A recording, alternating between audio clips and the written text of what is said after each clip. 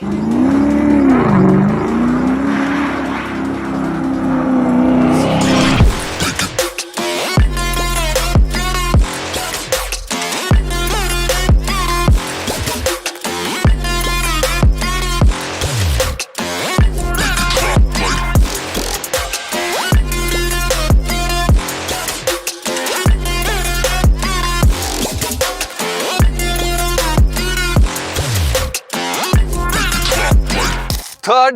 Volkswagen എക്സ്പീരിയൻസിന് വേണ്ടി ഞാൻ ഇന്നുള്ളത് ജയ്പൂരാണ്. ഫസ്റ്റ് ലേ ലഡാക്കിലായിരുന്നു, അതിനുശേഷം മഹാബലേശ്വർ, മഹാരാഷ്ട്രയിലുള്ള മഹാബലേശ്വർ, അതിനുശേഷം ഇപ്പോൾ നടക്കുന്ന ഈ ഒരു എക്സ്പീരിയൻസ് അതൊരു ഡിഫറെൻറ്റ് ഐക്കോണിക് എക്സ്പീരിയൻസ് ആയിട്ട് തന്നെ ഉണ്ടാവും. കാരണം ഈ ഒരു ഡ്രൈവ്, ഈ ഒരു എക്സ്പീരിയൻസ് സ്റ്റാർട്ട് ചെയ്യുന്നത് ബോംബെയിൽ നിന്നാണ്. ബോംബെ നമ്മുടെ financial capital Bombay, gateway of ഇന്ത്യയിൽ നിന്നാണ് സ്റ്റാർട്ട് ചെയ്യുന്നത്. അതിനുശേഷം this is going to the national capital India gate, അല്ലെങ്കിൽ ഡൽഹിയിലുള്ള ഇന്ത്യ ഗേറ്റ് വരെ ആയിരിക്കും ഈ ഒരു എക്സ്പീരിയൻസ് വരുന്നത്.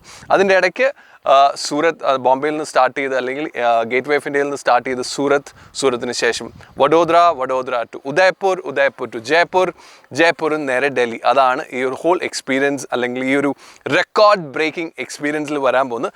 റെക്കോർഡ് എന്താണെന്ന് വെച്ചാൽ, ഒരു കോൺവോയ് ഏറ്റവും ഫാസ്റ്റസ്റ്റ് ആയിട്ട് ഈ ഒരു 2 ഡെസ്റ്റിനേഷൻസ് ഗേറ്റ് വേ ഓഫ് ഇന്ത്യയിൽ നിന്ന് ഇന്ത്യ ഗേറ്റിലേക്ക് എത്തുന്നു എന്നുള്ളതാണ്. With this new Tiguan R-Line. ഇതാണ് ഫോക്സ്വാഗൻ്റെ ഏറ്റവും പുതിയ ഓഫറിംഗ്.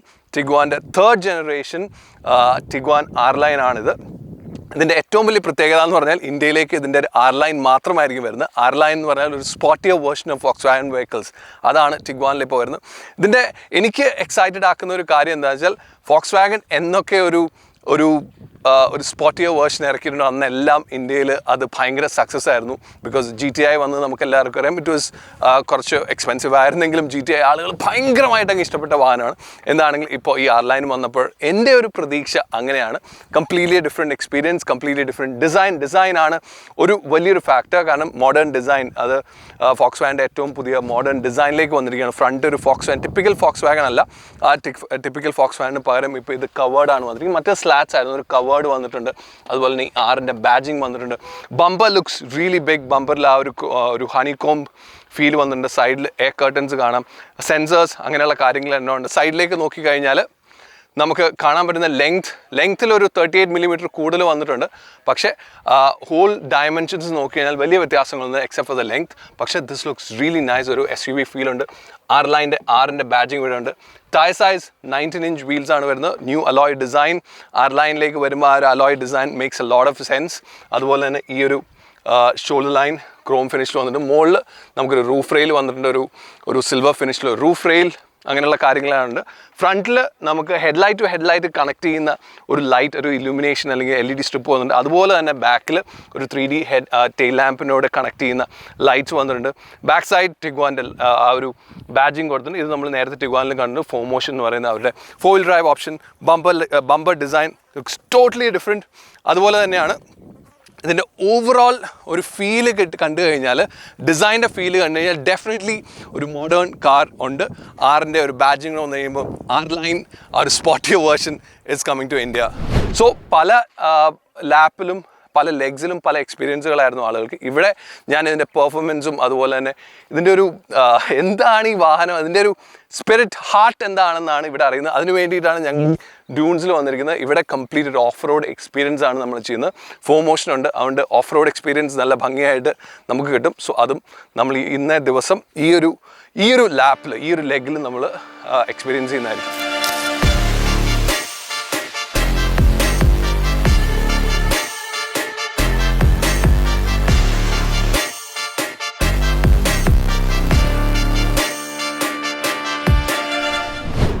സോ ഇതിൻ്റെ ഒരു പെർഫോമൻസ്, ഓഫ് റോഡ് എക്സ്പീരിയൻസ് എല്ലാമാണ് ഞങ്ങളുടെ ഈ ഒരു ലാപ്പിൽ അല്ലെങ്കിൽ ഒരു ലെഗിൽ കൂടുതൽ വരുന്നത്. ഡെഫിനറ്റ്ലി ഈ വാഹനം കാണാൻ എങ്ങനെയാണ്, അതിൻ്റെ ഡിസൈൻ എങ്ങനെയാണ്, അതിൻ്റെ സ്പേസ് എങ്ങനെയാണെന്നൊക്കെ ഇറ്റ് മാറ്റേഴ്സ്.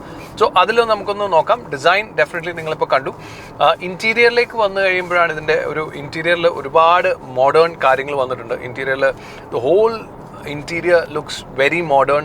ഇതിൻ്റെ ഫ്രണ്ടിലാണെങ്കിലും ഒരു ആംബിയൻ ലൈറ്റിങ്, അത് കൂടുതലും അതിൻ്റെ ഭയങ്കര ഒരു അപ്പീൽ കയറി വരുന്നത് ആംബിയൻ ലൈറ്റിങ്ങിൻ്റെ സമയത്താണ്. രാത്രിയാണ് ആംബിയൻ ലൈറ്റിംഗ് വളരെ ഭംഗിയായിട്ട് വന്നിട്ടുണ്ട്. അതിൻ്റെ ഫ്രണ്ടിൽ തന്നെ ഒരു ആറിൻ്റെ ബാഡ്ജിങ് ഉണ്ട്. അതുപോലെ സ്റ്റിയറിംഗ് ആണെങ്കിലും ഒരു ലെതർ ആപ്പ് സ്റ്റിയറിംഗ് വന്നിട്ട് ഫ്ലാറ്റ് ബോട്ടം സ്റ്റിയറിംഗ് ആണ് വന്നിരിക്കുന്നത്. ഇതൊരു യൂറോപ്പ് അല്ലെങ്കിൽ ഒരു CBU ആയിട്ട് വരുന്നതുകൊണ്ട് തന്നെ യൂറോപ്യൻ സ്പെക്കിലാണ് വന്നിരിക്കുന്നത്. അതുകൊണ്ട് ഇതിൻ്റെ സ്വിച്ചസ് ഒക്കെ നോക്കിക്കഴിഞ്ഞാൽ നമുക്ക് ഇതിനകത്ത് സ്റ്റിയറിങ്ങിൻ്റെ സ്റ്റിയറിംഗ് ഹീറ്റിങ്ങും എല്ലാം കൊടുത്തിട്ടുണ്ട്.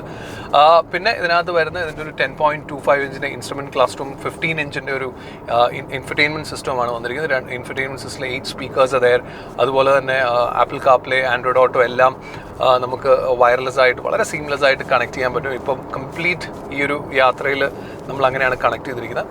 അതുപോലെ ഏറ്റവും സ്മാർട്ടായിട്ട് വന്നിരിക്കുന്ന 2 മൊബൈൽ നമുക്ക് ചാർജ് ചെയ്യാൻ പറ്റുന്ന രീതിയിൽ നമുക്കിപ്പോൾ മൊബൈൽ ചാർജിങ് സ്പേസ് ഒന്നുണ്ട്. ഇതൊരു CBU മോഡൽ അല്ലെങ്കിൽ ഒരു യൂറോപ്പ് സ്പെക്ക് ആയതുകൊണ്ട് തന്നെ ഇതിനകത്ത് 2-3 കാര്യങ്ങൾ ഇല്ല.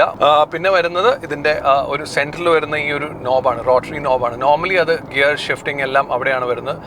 അതിന് പകരം ഇപ്പോൾ അതൊരു വോളിയം കൺട്രോളും അതുപോലെ തന്നെ അത് പ്രസ് ചെയ്ത് കഴിഞ്ഞാൽ നമുക്ക് ഇതിൻ്റെ പല മോഡ്സും നമുക്ക് ഈ ഒരു ഇൻഫർടൈൻമെൻറ്റ് സിസ്റ്റത്തിൻ്റെ കൺട്രോൾസ് നമുക്ക് അതിനകത്ത് തന്നെ കിട്ടും. അതിന് പകരം ഗിയർ ഷിഫ്റ്റിംഗ് നമുക്ക് ഒരു സ്റ്റിയറിങ്ങിൻ്റെ സൈഡിലെ ആ ഒരു ലിവറിലേക്ക് മാറ്റിയിട്ടുണ്ട്. അവിടെ നമുക്ക് ഗിയറിൻ്റെ ഷിഫ്റ്റിങ്ങും കാര്യങ്ങളും എല്ലാം നടക്കും. സോ അങ്ങനെയുള്ള കാര്യങ്ങളെല്ലാം ഉണ്ട്. പാഡൽ ഷിഫ്റ്റേഴ്സ് ഉണ്ട്. ഇങ്ങനെയുള്ള കാര്യങ്ങളൊക്കെയാണ് ഇൻറ്റീരിയറിൽ വരുന്നത്. സോ ഞാൻ പറഞ്ഞ പോലെ ബോംബെയിൽ നിന്ന് സ്റ്റാർട്ട് ചെയ്ത് പല ലാപ്പും പല ആളുകളാണ് ഡ്രൈവ് ചെയ്തത്. എൻ്റെ ആ ഒരു ചാൻസ് വന്നത് എനിക്ക് ഐ എം ഹാപ്പി ബിക്കോസ് ഈ ഒരു ലാപ്പ് അല്ലെങ്കിൽ ഈ ഒരു ലെഗ് നമുക്ക് കിട്ടിയത് തന്നെ that is from Jaipur to Delhi. കാരണം ഗുഡ് റോഡ്സ്, അതുപോലെ തന്നെ ഇവിടെ എനിക്ക് ഓഫ് റോഡ് കേപ്പബിലിറ്റി നോക്കാനുള്ളൊരു ചാൻസ് കിട്ടി. So we went to the ഡ്യൂൺസിലാണെങ്കിലും കംപ്ലീറ്റ് ഓഫ് റോഡ് പോയി. സോ അതിൻ്റെ എല്ലാത്തിൻ്റെ ഒരു ഫീൽ, ആ ഒരു എക്സൈറ്റ്മെൻറ്റ് ഡെഫിനറ്റ്ലി ഉണ്ട്. അത് ഒരു ഐക്കോണിക് ഡ്രൈവിൻ്റെ ഒപ്പം തന്നെ ഒരു ഐക്കോണിക് രീതിയിൽ തന്നെ ഫീൽ ചെയ്തു. ഡ്യൂൺസിലെല്ലാം വളരെ നന്നായിട്ട് തന്നെ ഇത് റെസ്പോൺസ് ചെയ്തു. ഈവൻ ഓഫ് റോഡ് മോഡിലൊക്കെ ഡിഫറെൻറ്റ് ഡ്രൈവ് മോഡ്സ് അതേ, ആ ഒരു ഡ്രൈവ് മോഡ്സിൽ നമുക്ക് ഇടുമ്പോൾ തന്നെ എല്ലാം നമുക്ക് കിട്ടും. സോ മോഡ്സ് വരുന്നത് ഇങ്ങനെയാണ്: ഈക്കോ, കംഫർട്ട്, സ്പോർട്ട് എന്ന് പറയുന്ന 3 ഡ്രൈവ് മോഡ്സ് ഉണ്ട്. അതിൻ്റെ കൂടെ തന്നെ terrain modes, individual, off road and snow. അതിനകത്ത് നമ്മൾ ഓഫ് റോഡ് മോഡിലിട്ടിട്ടാണ് നമ്മൾ ഡ്യൂൺസിൽ നമ്മൾ ഡ്രൈവ് ചെയ്ത്. So it was very responsive. നമുക്കറിയാവുന്ന പോലെ ഫോർ മോഷൻ സിസ്റ്റം ഉണ്ട് ഈ വാഹനത്തിൽ, ടിഗ്വാനിൽ. അതുകൊണ്ട് തന്നെ അത് നന്നായിരുന്നു. ഫോർ മോഷനോടൊപ്പം തന്നെ ഇതിനകത്ത് നമുക്കിപ്പോൾ DCC വരുന്നുണ്ട്, ഡൈനമിക് ഷാസെ കൺട്രോൾ. അത് കുറച്ചും കൂടെ നമ്മുടെ ഡ്രൈവിംഗ് ക്യാരക്ടറിസ്റ്റിക്സിനെ അഡാപ്റ്റ് ചെയ്ത് വേണ്ട രീതിയിൽ തന്നെ ഇതിൻ്റെ സ്റ്റിയറിംഗ് കൺട്രോളും അതുപോലെ ഡാമ്പിങ്ങും എല്ലാം ചെയ്ത് നമ്മുടെ പെർഫോമൻസിനെയും സ്റ്റെബിലിറ്റിനെയും എല്ലാം ഇമ്പ്രൂവ് ചെയ്യുന്ന ആ ഒരു ഫീച്ചറാണ് DCC. ഇതിനകത്ത് DCC Pro ആണ് വരുന്നത്. സോ അതും നമ്മുടെ ഈ ഓഫ് റോഡിനെ എസ്പെഷ്യലി ഹെൽപ്പ് ചെയ്തു നന്നായിട്ട്. ലാറ്ററൽ മൂവ്മെൻറ്റ്സ് എല്ലാം വളരെയധികം കുറയും. അതുപോലെ പെർഫോമൻസിനെയും ഒത്തിരി ഹെൽപ്പ് ചെയ്യുന്ന രീതിയിലാണ് വന്നത്. സോ എല്ലാം കൂടി വരുമ്പോൾ ആക്ച്വലി ആ ഒരു off road experience was good. അതെനിക്ക് തോന്നുന്നൊരു നമ്മൾ ഈ പറയുന്ന പോലെ ഇതിൻ്റെ #, പോലെ തന്നെ ഒരു ഐക്കോണിക് ഫീൽ അതിനകത്തുണ്ടായിരുന്നു. അതുപോലെ തന്നെയാണ് പിന്നെ ഒരു ഓൺ റോഡ് നമ്മൾ പോയപ്പോഴും പെർഫോമൻസിൻ്റെ കാര്യത്തിലാണെങ്കിൽ ഇതിൽ വരുന്നത് ഒരു 2 ലിറ്റർ TSI പെട്രോൾ എഞ്ചിനാണ്. അതിനകത്ത് ഞാൻ പറഞ്ഞ പോലെ ഫോർ മോഷനും കൂടെ അതിൻ്റെ കൂടെ വരുന്നുണ്ട്. അതിൻ്റെ പവർ ഏകദേശം 204 PS, 320 Nm ടോർക്കുമാണ് ഈ വാഹനം നൽകുന്നത്. ഞാൻ പറഞ്ഞ പോലെ ഡിഫറെൻറ്റ് ഡ്രൈവ് മോഡ്സ് ഉണ്ട്. സ്പോർട്ടിൽ ഇപ്പോൾ ഞാൻ സ്പോർട്ടിലാണ്. That's a response. നമ്മളിവിടെ കോൺവോയ് ആയിട്ട് പോകുന്നതുകൊണ്ട് ഞാൻ ഒരുപാട് ഓവർടേക്കിങ്ങിലേക്ക് പോകുന്നില്ല. But we are maintaining on 100-120 ആ ഒരു സ്പീഡ് നമ്മൾ മെയിൻറ്റെയിൻ ചെയ്താൽ പോകുന്നത്. പക്ഷേ ദ റെസ്പോൺസ് നമുക്ക് സ്പോർട്സിൽ കിട്ടുന്നത് ഇറ്റ്സ് വെരി ഗുഡ്. അതുപോലെ തന്നെ ഈക്കോയിലും കംഫർട്ടിലും ഒക്കെ ആണെങ്കിലും വി ആർ ഗെറ്റിംഗ് ദറ്റ് വേണ്ട രീതിയിലുള്ള റെസ്പോൺസ് നമുക്ക് കിട്ടുന്നുണ്ട്. 2 ലിറ്റർ TSI എഞ്ചിനോടൊപ്പം ഇതിനകത്ത് വരുന്ന ഒരു 7 സ്പീഡ് DSG ഗിയർ ബോക്സ് അല്ലെങ്കിൽ ട്രാൻസ്മിഷനാണ്. 7 സ്പീഡ് DSG എന്ന് കേൾക്കുമ്പോൾ തന്നെ നമുക്കറിയാം എന്താണ് അതൊരു ഐക്കോണിക് ഫീല് തന്നെയാണ് അതിനകത്ത് വരുന്നത്. ഞാൻ വീണ്ടും ഐക്കോണിക് എന്ന് പറയാൻ കാര്യം ഇതിൻ്റെ ഒരു #, ഐക്കോണിക് ആയതുകൊണ്ടാണ്. സോ ആ ഒരു ഫീല് കിട്ടുന്നുണ്ട്. സേഫ്റ്റിക്ക് ഒരുപാട് ഇമ്പോർട്ടൻസ് കൊടുത്തിട്ടാണ് വരുന്നത്. ഇതിൻ്റെ 5 സ്റ്റാർ റേറ്റിങ്ങും കാര്യങ്ങളും എല്ലാം ഉണ്ട്. അതുപോലെ തന്നെ ഇതിനകത്ത് 9 എയർ ബാഗ്സ് വരുന്നുണ്ട്. പിന്നെ ഇതിനകത്ത് ഈ ADAS ലെവൽ 2 ADAS വരുന്നുണ്ട് വിത്ത് 21 ഡിഫറെൻറ്റ് ADAS ഫീച്ചേഴ്സ്. നമ്മുടെ ഇന്ത്യൻ റോഡിൽ അത് എത്രമാത്രം ഉപയോഗിക്കാൻ പറ്റും എന്നുള്ളത് നമുക്ക് ഉറപ്പില്ല. പക്ഷേ ആ ഫീച്ചേഴ്സ് എല്ലാം വളരെ പ്രിസൈസ് ആയിട്ട് തന്നെ കിട്ടുന്നു. ലെയിൻ കീപ്പ് അസിസ്റ്റ് എല്ലാം നമ്മൾ ഈ ഡ്രൈവിൻ്റെ സമയത്ത് നമ്മൾ ടെസ്റ്റ് ചെയ്തു. ഇറ്റ് ഈസ് ഓൾ ഭയങ്കര നന്നായിട്ട് സെൻസിറ്റീവ് ആയിട്ട് തന്നെ അതിനകത്ത് വരുന്നുണ്ട്. നമ്മുടെ ഡ്രൈവിൻ്റെ ലാസ്റ്റ് ലെഗിലാണ് നമ്മളിപ്പോൾ ഇത് സ്റ്റാർട്ടഡ് ആ ഒരു ഐക്കോണിക് ഒരു record breaking drive started from gateway of India. Gateway of ഇന്ത്യയിൽ നിന്ന് സ്റ്റാർട്ട് ചെയ്ത് ഇന്ത്യ ഗേറ്റിലേക്കുള്ള ഈ ഒരു റെക്കോർഡ് ബ്രേക്കിംഗ് ഡ്രൈവിൻ്റെ ലാസ്റ്റ് ലെഗാണ് ജയ്പൂർ ടു ഡൽഹി. സോ അതിലാണ് നമ്മളിപ്പോൾ ഉള്ളത്. നമ്മൾ കോൺവോയ് ആയിട്ട് തന്നെ പോയിക്കൊണ്ടിരിക്കുന്നു. വളരെ സിസ്റ്റമാറ്റിക് ആയിട്ട് വളരെ ഡിസിപ്ലിൻഡ് ആയിട്ടുള്ളൊരു ഡ്രൈവാണ്. എല്ലാവരും ഒരു സ്പീഡ് മെയിൻറ്റെയിൻ ചെയ്ത് വളരെ കംഫർട്ടബിൾ ആയിട്ട് നമുക്ക് പോകാൻ പറ്റുന്ന ഒരു ഡ്രൈവും അതുപോലെ തന്നെ ഈ ഒരു വാഹനത്തിൻ്റെ കംഫർട്ടും എല്ലാം കൂടി ആയപ്പം this drive it self is superb, iconic എന്ന് വേണമെങ്കിലും പറയാനുണ്ട്, ബിയോണ്ട് ഐക്കോണിക് എന്ന് വേണമെങ്കിലും നമുക്ക് പറയാൻ പറ്റും. സോ അതാണ് ഹാഷ്ടാഗ്. സോ എന്താണെങ്കിലും നമ്മളിപ്പോൾ പോകുന്നത് ഇന്ത്യ ഗേറ്റിലേക്കാണ്. അവിടെയാണ് നമ്മുടെ ഡ്രൈവ് അവസാനിക്കുന്നത്. നമുക്ക് ഇന്ത്യ ഗേറ്റിൽ ചെന്നിട്ട് കാണാം.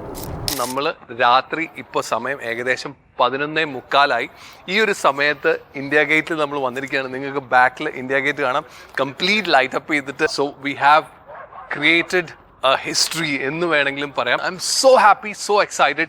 Thank you so much Volkswagen for giving this opportunity to see ഈ ഒരു ഇന്ത്യ ഗേറ്റ് ഈ ഒരു സമയത്ത് കാണാൻ പറ്റിയത് ഈ ഒരു വാഹനം കൊണ്ടാണ്, ടിഗ്വാൻ R-Line.